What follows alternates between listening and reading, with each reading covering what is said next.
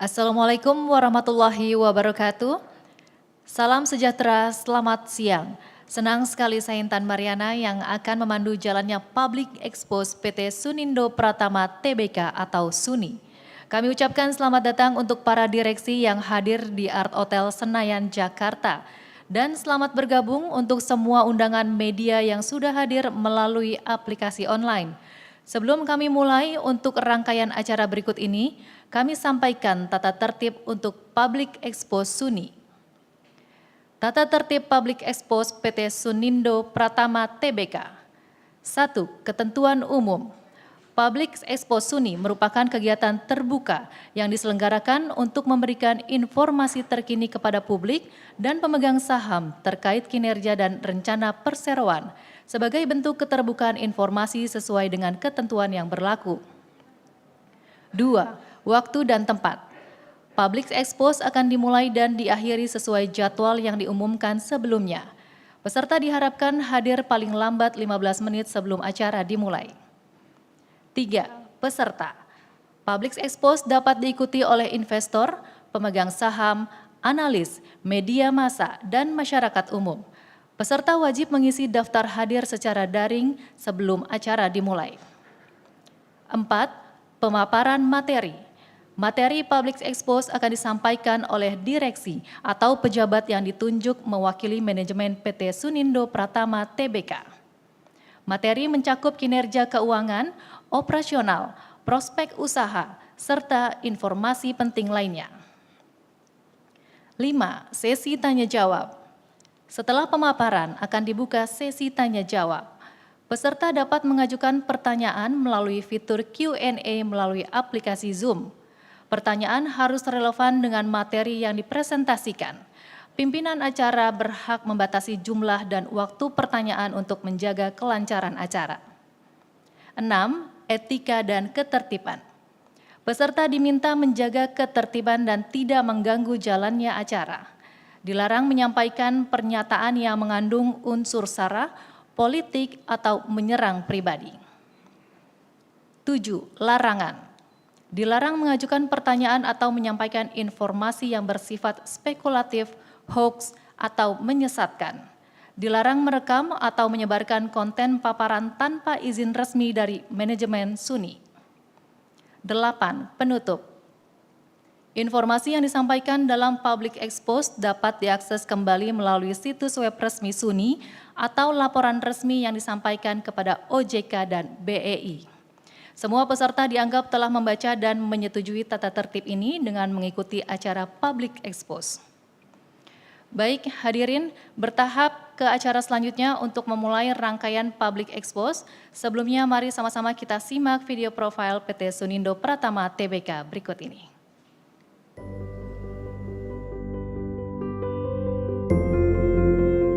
Indonesia records a crude oil lifting at around 600,000 barrels of oil per day, with domestic consumption reaching 1.4 million barrels of oil per day.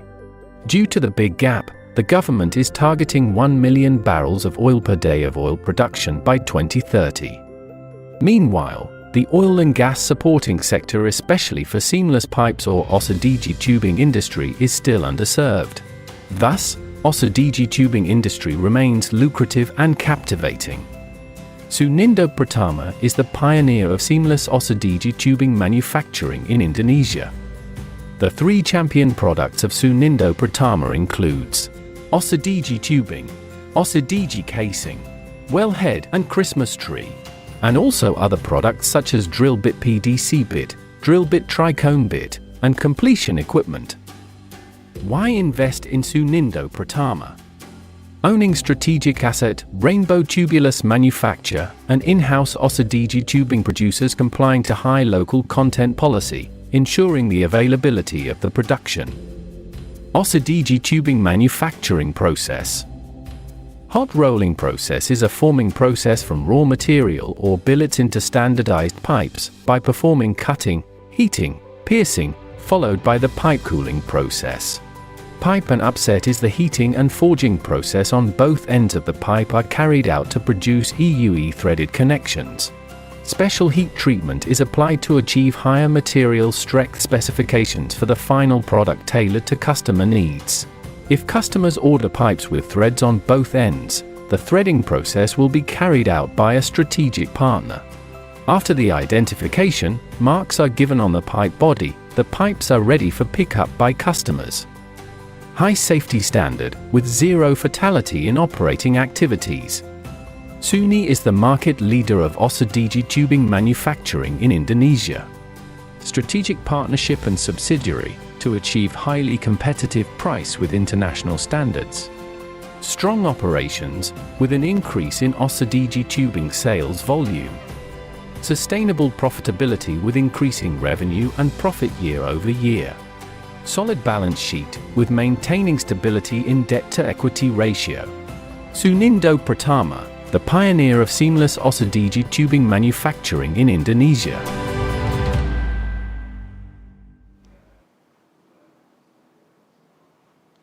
Demikian video profil PT Sunindo Pratama Tbk yang sudah kita simak bersama. Selanjutnya izinkan kami untuk memperkenalkan manajemen dari PT Sunindo Pratama Tbk berikut ini. Bapak Willy Johan Chandra selaku Direktur Utama. Bapak Freddy Sujandi selaku Direktur Keuangan dan Corporate Secretary. Bapak Bambang Prihandono selaku Direktur Operasional. Ibu Gina N. Nasution selaku Investor Relation. Baik hadirin, berikut ini memasuki acara selanjutnya adalah presentasi kinerja dan rencana kerja perseroan oleh direksi. Untuk itu kepada yang terhormat Bapak Freddy Sujandi kami persilahkan. Terima kasih. Selamat siang Bapak-Bapak dan Ibu-Ibu sekalian, salam sejahtera buat kita semua. Pada siang ini kami akan memaparkan Public Expose PT Sunindo Pratama Tbk untuk update finansial dan operasional kami di kuartal yang pertama. Mungkin tadi sudah dilihat video profil kami ya, pada intinya sih kami bergerak di dalam supporting untuk oil and gas industry ya, terutama untuk supply beberapa barang yaitu OCTG, juga wellhead dan Christmas tree ya, termasuk beberapa barang yang lain ya. Kami adalah salah satu produser, satu-satunya produser OCTG tubing saat ini di Indonesia. Nah, saat ini karena satu-satunya sebagai produser di Indonesia, maka ini adalah menjadi satu competitiveness yang sangat baik bagi kami ya. Dan kami memiliki factory di Batam. Tadi mungkin waktu di video juga sudah diperlihatkan ya. Perusahaan kami berdiri di tahun 2002 ya. Jadi kita sudah beroperasi 20 tahun lebih dan sudah bergerak di dalam oil and gas industry ini 20 tahun ya kurang lebih. Kami sudah memperoleh berbagai sertifikasi termasuk ISO dan kami sudah melakukan IPO di tahun 2023 ya. Di sana kami juga salah satu penggunaan dana yang paling krusial adalah kita mengakuisisi anak perusahaan kami Rainbow Tubular Manufacturers. Ya, itu adalah sebagai produser dari OCTG tubing kami. Ya. Produk kami terutama terdiri dari 3 item ya yang paling signifikan, yaitu OCTG tubing yang kita produksi sendiri, kemudian ada OCTG casing, dan kemudian wellhead dan Christmas tree. Produk-produk ini yang menjadi backbone dari penjualan kami saat ini. Kami akan memaparkan strategi dan target kami untuk tahun 2025 ini ya. Saat ini yang pertama yang paling krusial adalah kita sedang melakukan pembangunan plan kedua RTM di Batam. Nah, ini menjadi sangat strategik karena kebutuhan OCTG tubing di Indonesia terus meningkat dan kami sendiri berusaha supaya bisa memenuhi permintaan dari pasar saat ini. Karena saat ini kapasitas kami boleh dikatakan sudah cukup maksimal. Jadi pembangunan pabrik yang kedua ini menjadi sangat berarti ya, sangat signifikan untuk perkembangan bisnis kami. Dan ini juga kami harapkan menjadi driver untuk perkembangan kami selanjutnya. Kami perkirakan ya mungkin sampai akhir tahun ini pembangunan itu bisa segera diselesaikan secara fisik ya. Nanti Pak Bambang mungkin akan menjelaskan progresnya secara detail dan selanjutnya bisa mendapatkan API sehingga bisa segera beroperasi secara komersial di tahun 2026. Kemudian dengan bertambahnya kapasitas kami dengan pembangunan pabrik baru, kami juga mulai dari sekarang, dari beberapa tahun terakhir juga sudah mulai memperkenalkan produk-produk baru seperti line pipe, premium connection dan lain sebagainya. Itu untuk mengantisipasi permintaan ke depan. Dengan bertambahnya kapasitas kami, maka kami juga mulai mempersiapkan produk-produk yang lain bisa kita lempar ke market ya. Ini adalah satu strategi yang penting. Kemudian untuk mengamankan jaringan untuk produk wellhead dan Christmas tree, maka kita sudah juga mendirikan satu subsidiary yang bisa membantu kita dalam proses penjualan wellhead dan Christmas tree.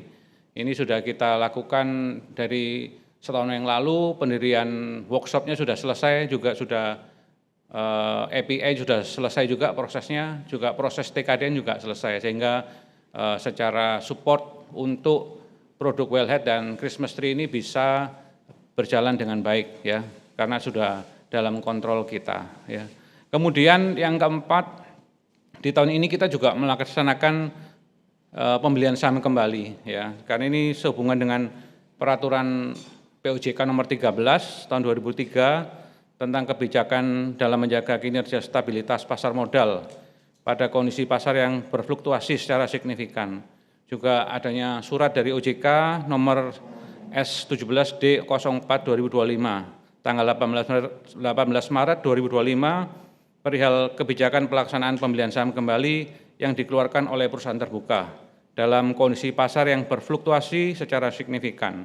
Jadi ada juga semacam anjuran ya, dorongan dari OJK untuk bisa melakukan pembelian saham kembali dalam situasi pasar yang cukup fluktuasional dalam beberapa bulan terakhir ya. Karena kami memiliki posisi cash yang cukup baik dan ada kemampuan untuk melakukan buyback, maka kami melakukan buyback dengan target maksimal itu 1 juta lot ya, 1 juta lot atau secara rupiah maksimal 80 miliar rupiah. Ya, ini sudah kita kalkulasikan sesuai dengan kemampuan keuangan kita dan untuk bisa membantu pasar modal ya supaya bisa lebih stabil. Ini juga menjadi salah satu tujuan kita, memberikan keyakinan ya kepada market, kepada investor bahwa market Indonesia juga berkembang cukup baik ya. Kami juga tentunya berharap dengan adanya treasury stock ini nantinya bisa menjadi salah satu alternatif modal kita juga di kemudian hari. Kalau kita kurang modal, maka kita bisa menjualnya di kemudian hari. Jadi kita memaksimalkan segala potensi yang ada secara operasional juga secara keuangan ya.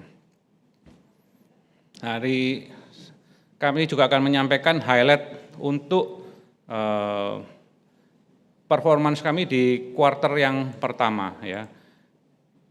Jadi sejak tahun 2004 performance kami cukup baik ya, bahkan boleh dibilang sangat baik karena terus menjadi rekor-rekor yang baru dalam hal penjualan maupun laba bersih kami.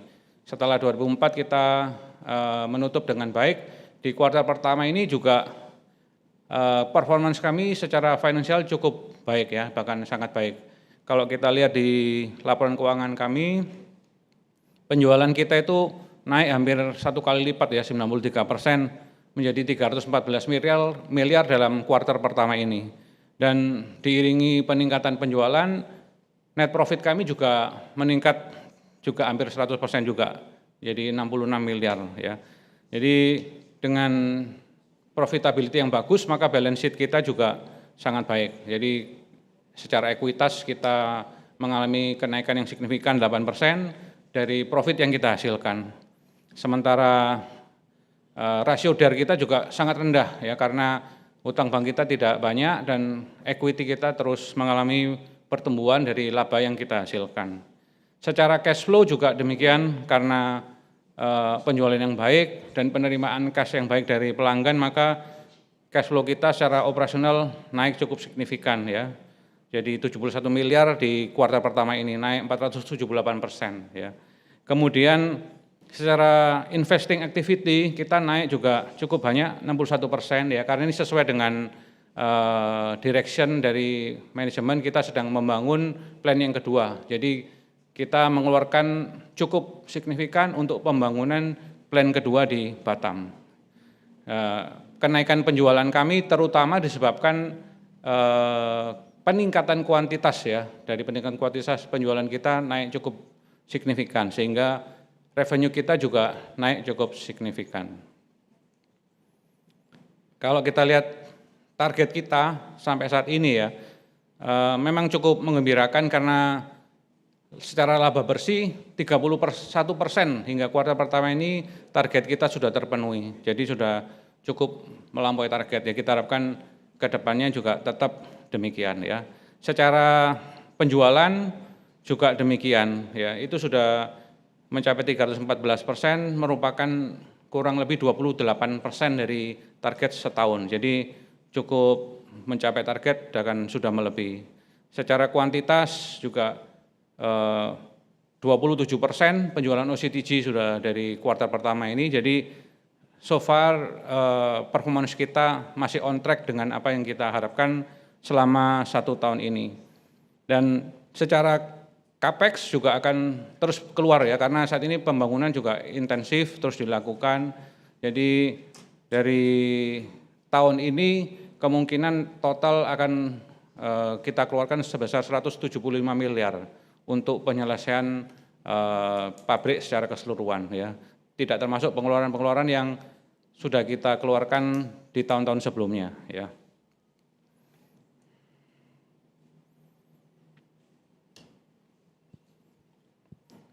Selanjutnya akan dijelaskan tentang operational performance, mungkin Pak Bambang yang akan menyampaikan. Terima kasih Pak Freddy. Saya lanjutkan untuk kinerja operasional dari Sunindo Pratama Tbk.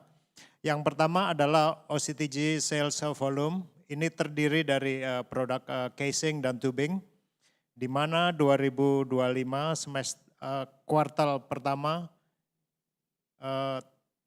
kita memproduksi sebesar penjualan 9.379 ton, meningkat dari tahun 2024, yaitu dari 5.476 ton, atau ada peningkatan 71%. Yang kedua adalah untuk produk wellhead dan Christmas tree. Kuartal pertama 2025 kita penjualan sebanyak 12 unit atau meningkat dari 2 unit di tahun 2024.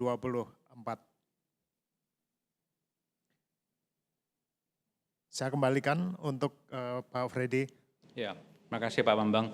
Selanjutnya kami akan menyampaikan highlights hasil rapat umum pemegang saham yang baru saja selesai dilakukan pagi hari ini. Ya, tadi pagi sudah diputuskan oleh pemegang saham, ada beberapa item tentunya yang paling signifikan adalah tentang pembagian dividen ya.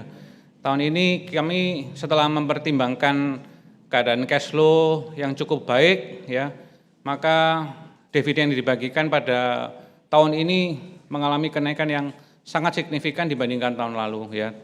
Kita membagikan dividen 50 miliar rupiah tahun ini, itu sekitar hampir 25% dari laba yang kita peroleh saat ini, dan itu naik cukup tajam ya kalau dibandingkan tahun lalu yang hanya 11 miliar. Jadi setelah melihat kondisi keuangan, kami mengusulkan kepada RUPS untuk bisa membagikan dividen sebesar 50 miliar ini. Ini juga merupakan kabar yang cukup menggembirakan tentunya ya bagi para pemegang saham. Kalau dihitung berdasarkan posisi pemegang saham yang ada saat ini tanggal 10 Juni ya, kurang lebih ya, itu kurang lebih satu saham akan mendapatkan Rp20,78 per shares ya. Jadi tiap pemegang saham, tiap saham akan mendapatkan Rp20,78 gitu. Berikutnya mungkin akan saya tunjukkan jadwalnya ya. Kurang lebih kalau keputusan hari ini sudah berjalan, maka kemungkinan nanti cum dividennya akan berada di tanggal 24 Juni. Sedangkan pembayaran dividen akan dilaksanakan pada tanggal 16 Juli. Jadi itu adalah dua agenda yang penting untuk bisa dicatat oleh para pemegang saham dan investor ya. Selanjutnya kami akan untuk memberikan gambaran tentang keadaan operasional terutama pembangunan pabrik kita yang baru, maka Pak Bambang akan menyampaikan sedikit perkembangannya. Silakan Pak Bambang. Terima kasih Pak Freddy. Seperti telah disampaikan sebelumnya, untuk saat ini fasilitas Plan 2 PT Rainbow Tubular Manufacture sudah mencapai progres 60%. Dan diharapkan proses konstruksi dan instalasi mesin akan diselesaikan di akhir 2025. Diharapkan juga untuk API audit dilakukan di Desember 2025, kemudian diharapkan di semester 1 2026 sudah ke tahap produksi dan komersial.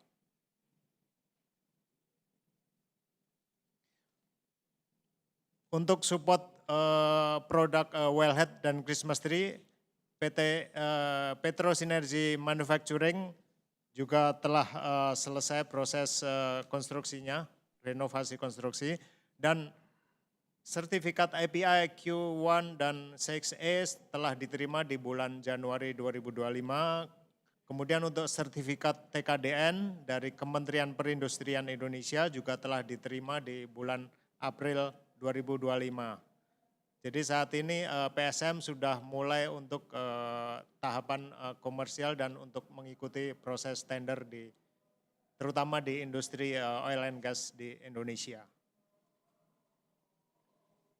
Oke, terima kasih Pak Bambang. Itu aja. Terima kasih.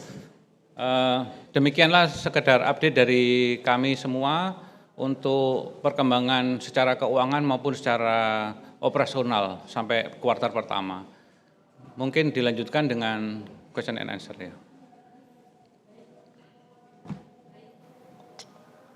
Baik, demikian pemaparan yang sudah disampaikan oleh Direksi SUNI. Berikutnya kami membuka ruang untuk sesi tanya jawab dan kami persilahkan kepada peserta untuk mengajukan pertanyaan.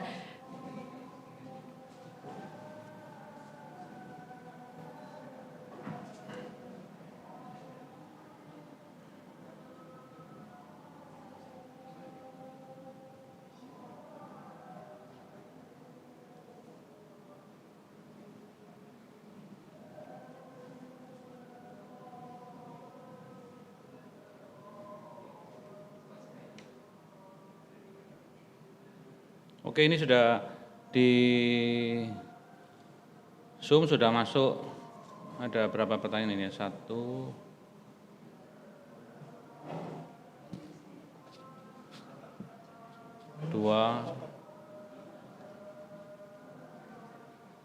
Mungkin saya baca dulu sebentar ya, karena pertanyaan pertama dan kedua ini sepertinya cukup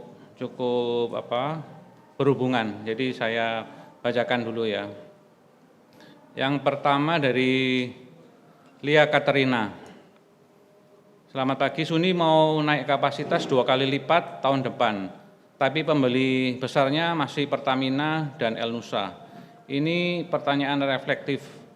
Bagaimana cara kita tahu ekspansi ini bukan overconfidence, tetapi benar-benar ditopang permintaan yang real. Udah ada kontrak atau LOI atau baru proyeksi manajemen. Terus pertanyaan berikutnya, jika 50% penjualan dari 1-2 klien, SUNI siap nggak kalau salah satu stop atau hold project, ada diversifikasi pelanggan, enggak yang konkret ya. Saya bacakan 2 pertanyaan sekaligus ya. Kedua dari Nugi Ilham. Pertanyaannya adalah yang pertama, apakah yang menyebabkan penjualan terus bertumbuh hingga akhir tahun ini? Sebelum beroperasinya pabrik kedua tahun depan, karena dikatakan sudah full capacity untuk pabrik pertama, dari segi apa penjualan akan terus bertumbuh sehingga akhir tahun atau sebelum pabrik kedua beroperasi? Yang kedua, apakah ada perbedaan harga penjualan di dalam negeri dan di luar negeri jika ada penjualan ke luar negeri? Yang ketiga, beban COGS apa yang paling terbesar bagi penjualan perusahaan dan bisa dijabarkan beban tersebut sehingga kami tahu para investor dapat memonitor beban-beban tersebut ke depannya. Contoh bagaimana proyeksi bahan baku untuk 1-2 tahun ke depan. Oke, yang mungkin saya jawab dulu yang pertanyaan pertama dan kedua ini ya. Jadi pertama yang seperti saya jelaskan kemarin, mungkin saya akan sedikit berdiskusi mengenai background-nya ya. Jadi kalau yang sudah kita tampilkan dalam presentasi video mungkin ya, Bapak Ibu bisa melihat bahwa di Indonesia saat ini ya, pemerintah sedang mendorong untuk produksi lifting minyak itu dinaikkan. Ya, tadi kita bisa lihat di dalam video itu targetnya adalah 1 juta barel per hari hingga tahun 2030. Dan perlu Bapak Ibu ketahui secara singkat ya mungkin ya, konsumsi minyak di Indonesia setiap hari saat ini itu sekitar 1,5–1,6 juta barel per hari ya. Itu yang perlu diingat dan produksi kita saat ini boleh dikatakan sekitar 600 barel per hari. Jadi kalau kita bisa lihat gap-nya itu cukup besar antara konsumsi dan produksi yang dilakukan di Indonesia. Itulah sebabnya secara background pemerintah saat ini juga beberapa kali Pak Menteri juga bilang terus mengepus ya supaya produksi minyak ini ditingkatkan ya. Berbagai langkah dari pemerintah itu juga dilakukan menurut kami sangat baik ya supaya bisa meningkatkan investasi minyak dan gas di Indonesia. Karena kalau mau meningkatkan tentu harus lebih banyak investor yang masuk ya sehingga proses eksplorasi, proses pengeboran juga bisa akan bertambah untuk bisa memenuhi target pemerintah itu. Karena itu pemerintah juga banyak memberikan policy-policy yang mendukung ya, misalnya perubahan skemnya tadinya bisa dikembalikan dari gross profit menjadi cost recovery lagi ya, dan banyak sekarang itu pemerintah juga memberikan sumber daya khusus kepada badan-badan tertentu dalam migas supaya bisa mengumpulkan data-data sismik dan sebagainya untuk bisa diberikan kepada investor. Artinya dari pemerintah secara policy juga secara niatan juga secara apa yang dilakukan oleh pemerintah saat ini sudah cukup baik untuk bisa mencapai target tersebut. Karena bagi pemerintah ya secara APBN tentunya sangat memberatkan ya. Kalau kita ada shortage dalam minyak ini tentunya sudah pasti ujung-ujungnya adalah impor ya. Jadi karena itu pemerintah menggalakkan lifting hingga tahun 2030 menjadi 1 juta barel ini sudah cukup baik. Itu pun sebenarnya kalau kita lihat kan masih kurang ya dari konsumsi yang hari ini. Padahal ada kemungkinan juga konsumsi hari ini yang 1,6 ini beberapa tahun lagi juga meningkat juga. Jadi gap-nya akan terus ada. Paling tidak pemerintah berusaha untuk mengurangi gap itu. Karena itu sangat jelas terlihat dari aktivitas di perusahaan kami juga dengan adanya dorongan seperti itu, revenue kami dari tahun ke tahun juga meningkat ya. Karena apa? Karena permintaannya memang naik ya. Permintaan naik ini didorong oleh banyaknya kegiatan aktivitas oil and gas tentunya ya. Jadi ini sangat mendorong. Nah, ini juga merupakan salah satu yang kita pertimbangkan mengapa kita mau membangun pabrik yang kedua. Karena dengan adanya dorongan dari pemerintah ya, itu akan meningkatkan produksi minyak ini, maka aktivitasnya akan semakin meningkat ya. Kalau kita lihat gapnya sekarang masih jauh, beberapa tahun ke depan tentunya permintaan ini akan semakin banyak. Jadi memang karena kebanyakan proses bisnisnya di dalam industri oil and gas ini terhadap K3S adalah melalui tender ya, melalui tender. Jadi kalau tadi ada pertanyaan bagaimana sudah ada omsetnya apa belum, sudah ada MOU atau dan sebagainya, tentu saja kami tidak bisa memberikan dalam waktu jangka panjang karena itu adalah proses pengadaan barang yang sudah diatur oleh negara ya. Jadi tapi kami secara industri kami melihat ini akan sangat memiliki potensi yang baik ya. Ini sudah terbukti dari beberapa tahun ini, kalau Bapak dan Ibu bisa melihat laporan keuangan kami itu memang naiknya sangat tajam ya, boleh dikatakan bukan cuma perkembangan barang 10-20% ya, mungkin kalau Bapak dan Ibu bisa melihat laporan keuangan kami, nah inilah yang mendorong kami untuk bisa terus berproduksi ya. Mungkin bisa saya spill sedikit ya Pak Willy ya, mungkin sampai sekarang ya, contohnya di pabrik kami itu rencana produksi itu sampai bulan Oktober November itu sudah clear tahun ini. Jadi memang kapasitasnya sudah sangat sepadat itu. Jadi bukan dari perkiraan biasa, tapi memang secara kenyataan sudah seperti itu. Jadi ekspansi ini juga tentunya ada satu pertimbangan lain di kami ya. Seperti yang kami sampaikan dalam strategi tadi ya. Yang kita suplai umumnya saat ini adalah OCTG ya, OCTG tubing dan casing ya. Tapi karena kami sudah mempertimbangkan juga setelah nanti ada penambahan kapasitas ini, kita juga bisa berkembang, tidak hanya sekedar dari produk yang ada sekarang, tapi juga kita juga bisa melayani jenis produk yang lain, yang seperti saya sebutkan tadi, misalnya line pipe, juga ada premium connection, ya, juga mungkin bisa melayani industri-industri yang lain selain oil and gas. Ya. Di samping itu, ada juga kemungkinan kita bisa ekspor kembali. Ya, mungkin perlu Bapak Ibu ketahui kita sebelumnya dulu juga pernah melakukan ekspor ya. Tapi karena permintaan di dalam negeri yang sangat banyak ya. Jadi kami sementara menghentikan ekspor ini. Jadi apabila nanti misalnya sampai secara dalam negeri pun kapasitas kami tidak bisa terserap dengan keseluruhan, maka opsi untuk ekspor ini juga akan bisa kita buka. Jadi memang kita tidak saja persiapan dari permintaan yang ada sekarang, permintaan ke depan, perkembangan market, juga alternatif dari strategi yang kita sampaikan tadi bisa dipakai untuk utilisasi dari kapasitas produksi kami yang akan ada. Ya. Kira-kira begitu. Kemudian pertanyaan kedua tadi untuk pejabat luar negeri dan dalam negeri tadi sudah otomatis terjawab ya. Pertanyaan ketiga tadi beban COGS yang paling besar. Tentunya kalau karena kita manufacturer ya, tentunya beban COGS yang paling besar adalah pertama dari bahan baku ya. Dengan bahan baku itu signifikan sekali. Mungkin kalau secara manufacturer bisa 50-55% itu adalah bahan baku, karena produk kita adalah steel ya, jadi bahannya itu memang secara nature ya memang itulah yang paling utama. Kemudian kalau boleh dibilang yang selebihnya adalah energi tentunya, jadi listrik dan gas ya, dan juga tenaga kerja ya, karena ini adalah faktor-faktor yang penting dalam COGS kita.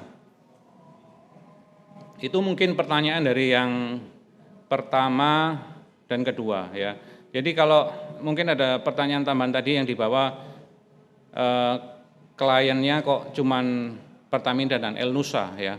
Sebenarnya ada beberapa juga yang lain ya, tapi ya karena memang di Indonesia saat ini yang menghasilkan lifting terbanyak adalah Pertamina ya. Setelah Pertamina mengakuisisi beberapa perusahaan K3S yang dari luar negeri, itu diambil oleh Pertamina. Tentu saja pelanggan terbesar kami ya jadinya adalah Pertamina. Tapi Pertamina bagaimanapun juga kan adalah BUMN ya, dan saya pikir itu juga akan mengikuti arahan dari pemerintah ya. Jadi justru ini sangat positif buat kita karena memang ada push dari pemerintah melalui ESDM maupun K3S atau melalui SKK Migas ya, yang mendorong untuk tambahan produksi minyak ini. Tentunya akan lebih bagus kalau yang didorong adalah Pertamina ya, menurut saya begitu. Jadi ini adalah justru menjadi suatu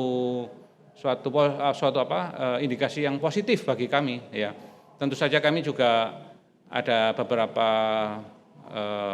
customer yang lain yang terus kita approach ya. Ini sesuai dengan perkembangan nanti misalnya ada investor baru yang masuk, tentunya kami juga akan melakukan penjualan kepada investor-investor tersebut. Karena perlu Bapak Ibu ketahui untuk tubing ini posisinya sangat strategis ya, karena dengan pendorongan TKDN oleh pemerintah ya, maka posisi kami menjadi cukup baik ya, karena produksi sebagai produsen dalam negeri maka akan diarahkan pembelian barang-barang untuk pengeboran ini dari perusahaan-perusahaan lokal dalam negeri ya, dan kita adalah produsen satu-satunya saat ini ya yang ada di Indonesia. Jadi ini juga menjadi satu posisi yang strategis buat perusahaan kami gitu. Mungkin dari 2 pertanyaan itu cukup segitu ya. Terus ada pertanyaan lagi selanjutnya dari Kontan Inggit Julius ya.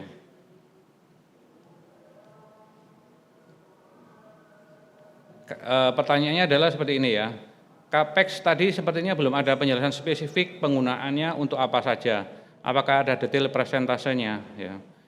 Jadi kalau boleh saya, ini kan sebenarnya terutama adalah untuk pembangunan plan yang kedua di Batam ya.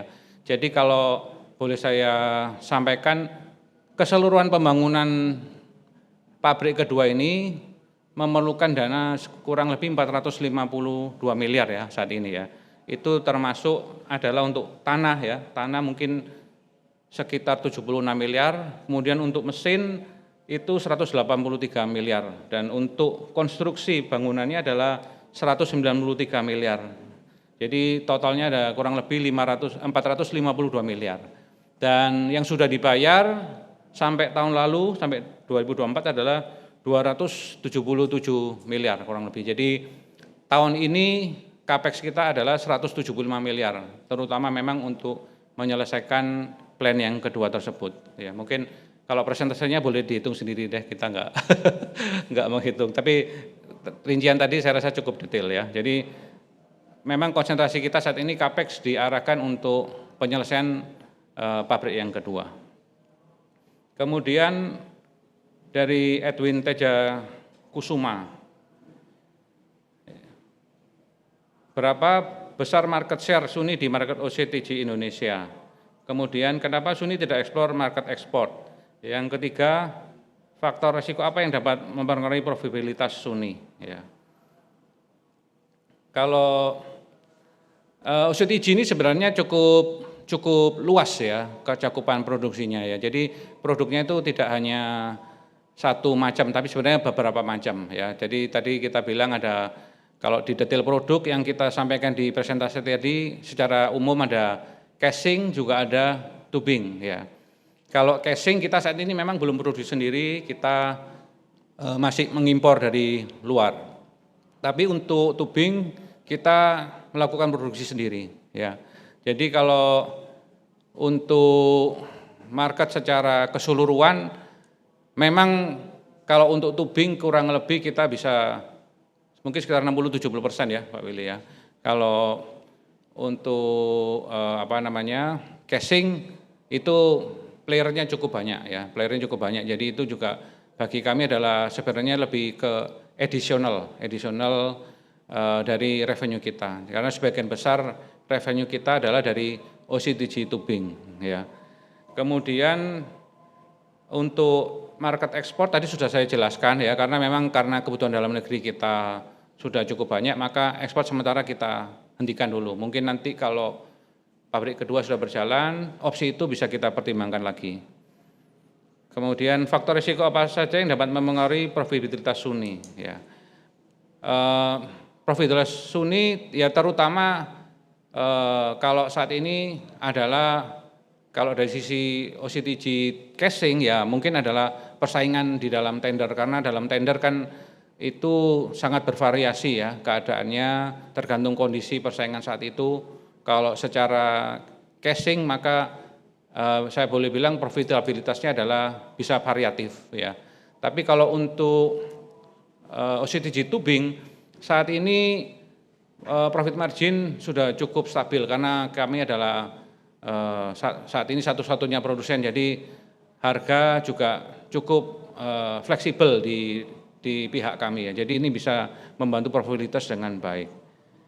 Jadi profitabilitas ini tentunya tergantung jumlah revenue juga tergantung juga efisiensi produksi di dalam pabrik ya, juga efisiensi operasional di dalam perusahaan kami. Ini yang sangat mempengaruhi.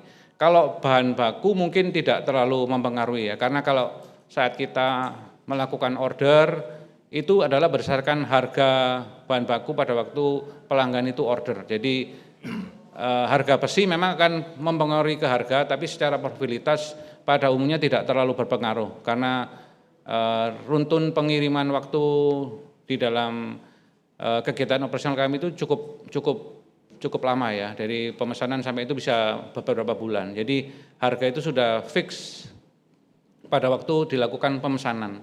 Jadi pada saat menawarkan harga tentunya pada saat itu juga bahan baku sudah kita ketahui kurang lebih berapa harganya. Jadi lebih bisa diminimalisir ya resikonya. Tetapi yang perlu terus kita tingkatkan adalah efisiensi dalam operasional. Kira-kira begitu. Ya, mungkin saya tambahin sedikit yang mengenai profitabilitas yang tadi sudah disampaikan Pak Freddy. Faktor yang utama tentu bahan baku, billet. Habis itu berikutnya adalah energi. Jadi listrik sama gas. Jadi apakah ini kestabilitas dengan supply energi itu juga akan mungkin pengaruh juga. Tentu kita dari efisiensi kita yang kita bisa balancingnya di situ. Saya lihat ada pertanyaan mengenai green pipe. Itulah yang kita produksi. Dari billet kita memproduksi menjadi green pipe. Bila itu high grade akan di heat treatment menjadi grade yang lebih tinggi. Ini yang terutama yang kita produksikan adalah green pipe, baru diproses menjadi ini dari billet. Oke. Mungkin maksudnya kalau yang green pipe di sini pertanyaannya adalah yang nyangkut environmental ya, mungkin ya, saya asumsikan begitu. Kalau yang tadi adalah proses produksi di kami, kalau yang ini memproduksi green pipe maksudnya mungkin yang geothermal. Sudah betul Pak Willy. Ya betul ya. Oke. Terus yang dari nggak tahu namanya siapa ini, tapi singkatannya DV. Apa perbedaan dan competitive advantage perusahaan jika dibandingkan dengan perusahaan serupa seperti Artas, Citra Tubindo dan lainnya? Kemudian bagaimana rencana perusahaan untuk proyek selain oil and gas?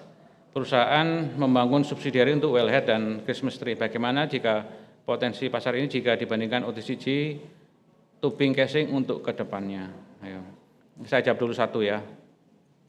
Jadi kalau dibandingkan dengan perusahaan-perusahaan yang disebutkan tadi, memang secara competitive advantage agak sedikit berbeda ya, karena misalnya Artas, Citra itu mereka pertama lebih konsentrasi ke produk casing ya.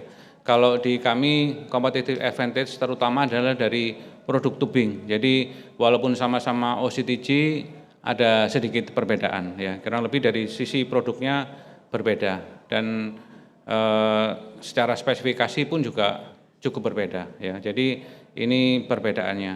Mungkin saya tambah sedikit Pak Freddy.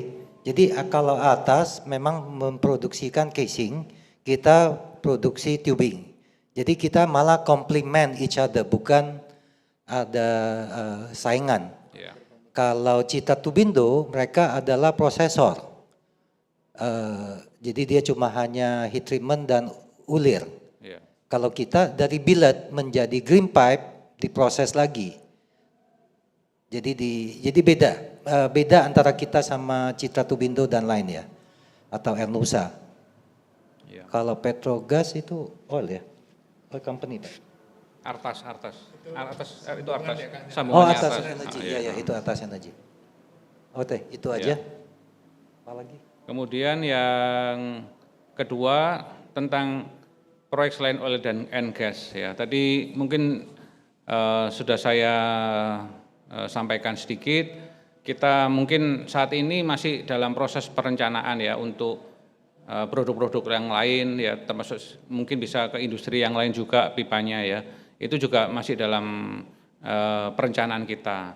Kemudian kita juga sudah sebenarnya selain oil and gas, kita juga ada partisipasi beberapa tender dan juga kita sudah identifikasi market untuk pasar geothermal ya. Jadi ini juga menjadi salah satu alternatif kita ya. Ini salah satu diversifikasi produk yang akan kita lakukan ya, tentunya dengan kajian dan analisa yang market yang baik ya. Tapi memang pada saat ini kenyataannya kapasiti kami sudah cukup istilahnya full lah ya untuk produksi ya saat ini. Jadi tidak bisa terlalu ada fleksibilitas untuk memproduksi jenis barang yang lain ya. Jadi mungkin nanti setelah adanya pabrik kedua itu kita baru ada lebih fleksibilitas untuk mengarah ke produk-produk yang lain gitu. Kemudian yang ketiga, perusahaan membangun subsidiary untuk wellhead dan Christmas tree, bagaimana potensi pasar ini ya. Memang secara umum tentunya akan sebanding ya, enggak akan searah ya, karena permintaan pipingnya naik, biasanya juga wellheadnya juga naik. Cuma memang kalau diperhatikan ya permintaan unit dari wellhead dengan OCTG tentunya sangat berbeda jauh ya, karena keperluan untuk OCTG itu kan masuk ke dalam masuk ke dalam bumi cukup dalam ya, mungkin sampai ribuan meter. Jadi kalau wellhead kan perlunya di setiap sumur itu mungkin cuma satu, setiap satu sumur cuma satu. Jadi secara kuantiti memang akan jauh dari OCTG. Tapi kalau ngomong searah juga pasti akan searah. Dengan adanya eksplorasi yang baru, pengeboran baru, permintaannya juga akan naik. Tapi secara amount tidak akan sebanyak OCTG. Tapi karena ini merupakan ya kalau boleh dibilang secara bahasa gampang itu adalah kayak semacam komplement ya, produk komplement. Jadi satu paket lah, kalau biasanya ada pipa juga ada wellheadnya juga. Jadi tapi secara kuantiti tidak akan sebanyak dari OCTG.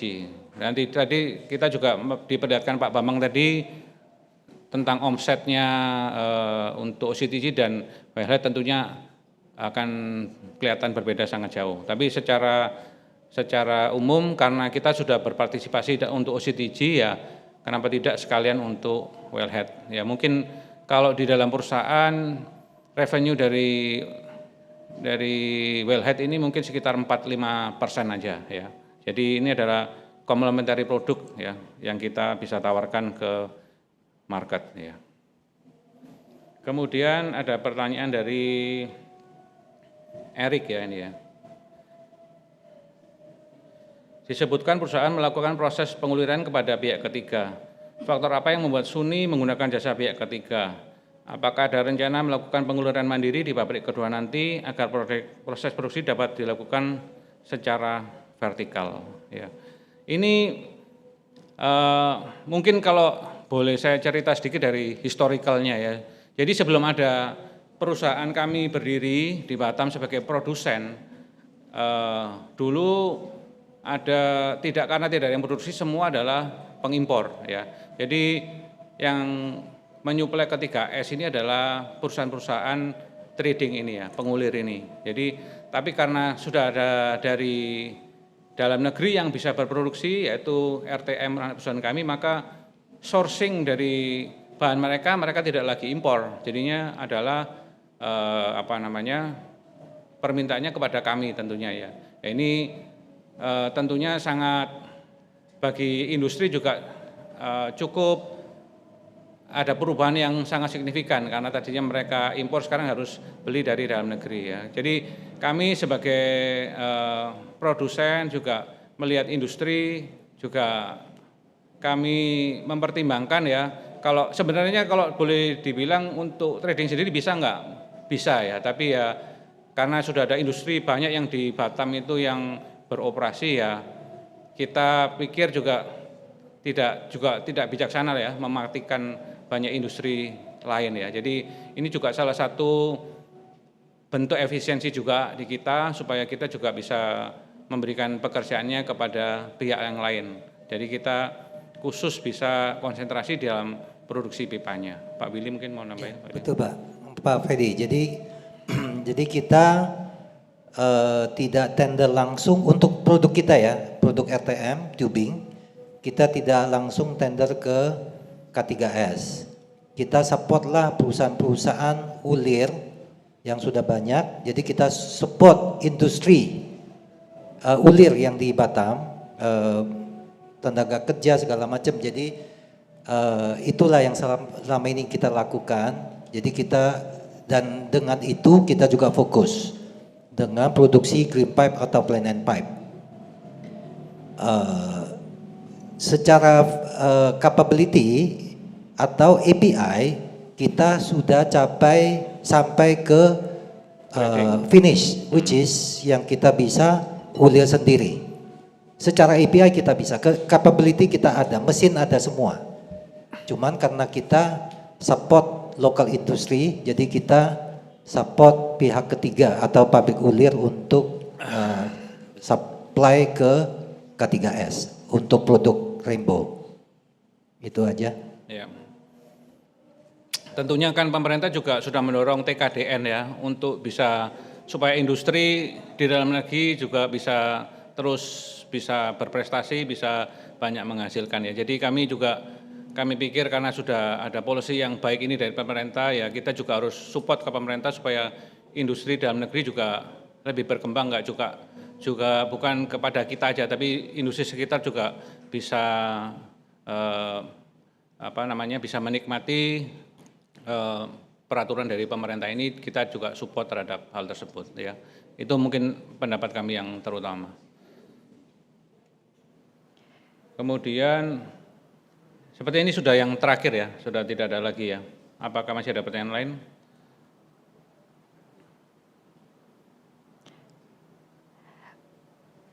Baik, Bapak Ibu hadirin peserta Zoom, nampaknya sudah tidak ada pertanyaan lagi. Jadi kami akhiri sesi tanya jawab ini. Demikian, itulah tadi paparan presentasi yang sudah disampaikan oleh para direksi kami dan juga dilanjutkan dengan sesi tanya jawab, di mana juga sudah dijawab oleh beliau dengan sangat jelas. Untuk itu kami akhiri sesi tanya jawab. Sebelum saya tutup, ada yang ingin disampaikan untuk yang terakhir, Pak? Ya, jadi apa yang kami sampaikan tadi itu adalah summary dari kegiatan juga performance kami selama ini. Ya, kami berharap dengan dukungan pemerintah dari juga semua stakeholder, SUNI semakin kedepannya juga akan semakin lebih berkembang lagi. Kira-kira demikian. Semoga informasi yang kami sampaikan ini bisa bermanfaat untuk semua investor, para pemegang saham, dan semua stakeholder. Terima kasih. Baik, Bapak Ibu peserta Zoom sekalian, demikian sesi tanya jawab kami akhiri. Hadirin yang terhormat, demikian acara Public Expose PT Sunindo Pratama Tbk. Kami ucapkan terima kasih untuk seluruh peserta yang hadir, juga peserta yang hadir di aplikasi online. Untuk lebih lengkap mengenai Public Expose SUNI, kami persilahkan untuk Anda bisa berkunjung ke website dari SUNI. Sebelum kita akhiri, kami akan mengundang untuk seluruh peserta untuk berfoto bersama melalui tangkapan layar Zoom. Dimohon untuk seluruh peserta Zoom untuk mengaktifkan kamera.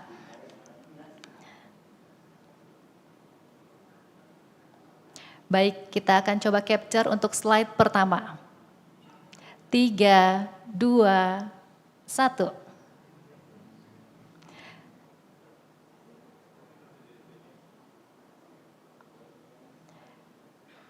Selanjutnya di slide kedua, kita akan ambil gambar. 3, 2, 1. Masih ada slide selanjutnya? Baik, sudah cukup. Baik hadirin, demikian rangkaian acara Public Expose PT Sunindo Pratama Tbk. Kita akhiri dengan ucapan Alhamdulillah. Wassalamualaikum warahmatullahi wabarakatuh. Selamat siang.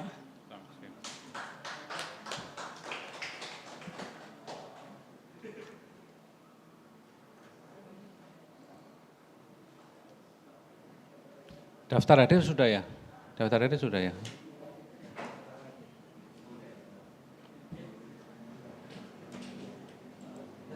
Oke, selesai. Ya, terima kasih.